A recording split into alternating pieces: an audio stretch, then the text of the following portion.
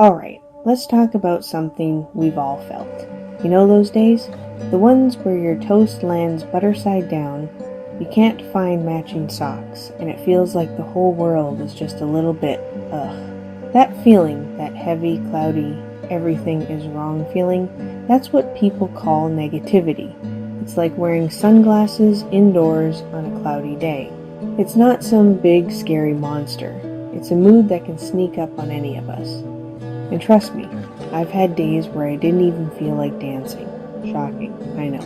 Negativity is basically when your brain decides to focus on all the bad stuff. It's like having a little critic sitting on your shoulder. You're gonna be late? It whispers. That person is definitely mad at you. It insists. This coffee tastes like disappointment. It mutters. This little voice can be very convincing, and it loves to be the star of the show. It turns small problems into giant disasters and good moments into negative ones. It's a real downer at parties, let me tell you. It's important to know that feeling this way is completely normal. It's human. Nobody is a ray of sunshine 24/7. Experiencing negativity doesn't mean you're a negative person. It just means you're a person, period.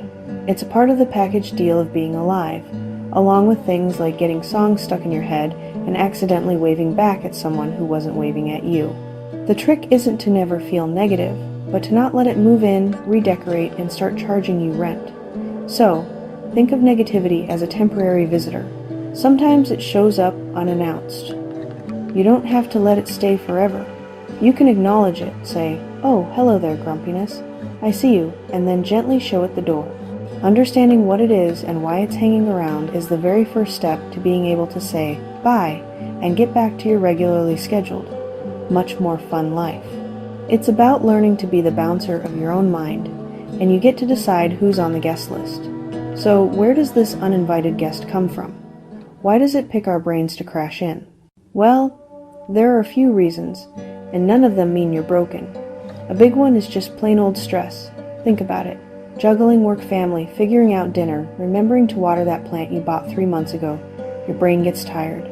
A tired brain is a grumpy brain, like a toddler who missed their nap.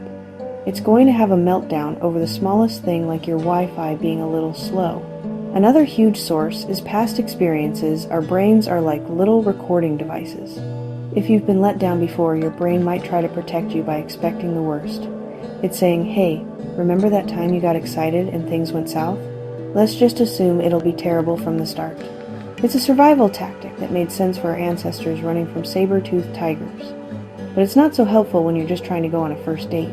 It's important to know that feeling this way is completely normal. It's human. Our brains are amazing. They really are. They help us do incredible things. Remember song lyrics from 20 years ago, but forget why you walked into a room. But sometimes our brains form little thought pattern habits that steer us to negativity town. One sneaky habit, all or nothing thinking. Seeing things in black and white. Not a total success equals complete failure. One tiny diet slip, that's it, the whole day is ruined. I might as well eat the entire cake. Next, the mental filter. Your brain acts like a strainer that only keeps the bad. 10 compliments in a day, but one slightly critical comment, and that's all you can think about. Your brain has a magnet for negatives, while positives just slide off. It ignores the good and zooms in on the tiny speck of bad, blowing it way out of proportion. Another trick, jumping to conclusions. Our brains act like impatient kids reading the last page. Friend doesn't text back right away. They're mad at me. I did something wrong. Our friendship is over. It doesn't consider maybe they're driving or in a movie or their phone died. Nope, it jumps to the worst case, a mental shortcut that usually leads to the wrong, stressful place. And catastrophizing, a small worry becomes a full-blown catastrophe.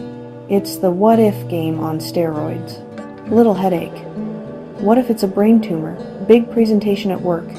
What if I forget everything? Get fired. Have to live in a van down by the river. A tiny spark of worry gets fanned into a terrifying bonfire. The good news, these are habits. Like any habit, they can be unlearned with practice.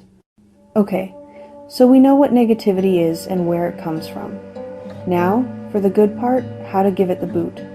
The first thing you can do, and it's so simple, is just to move your body. I'm not saying you have to go run a marathon. Just get up and stretch. Put on your favorite song and dance around your living room for 3 minutes. Go for a walk around the block, look at the trees, look at the sky. When you move your body, it releases these amazing chemicals called endorphins. They're like your brain's own happiness potion. It's really hard to stay grumpy when you're dancing. I've tested this theory extensively. Another powerful tool is gratitude.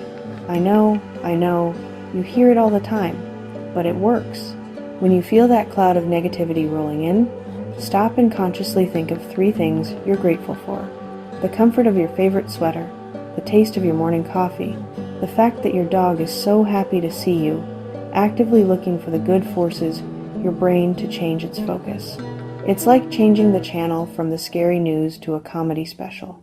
It shifts your perspective and reminds you that not everything is terrible. You should also talk it out, but be careful who you talk to.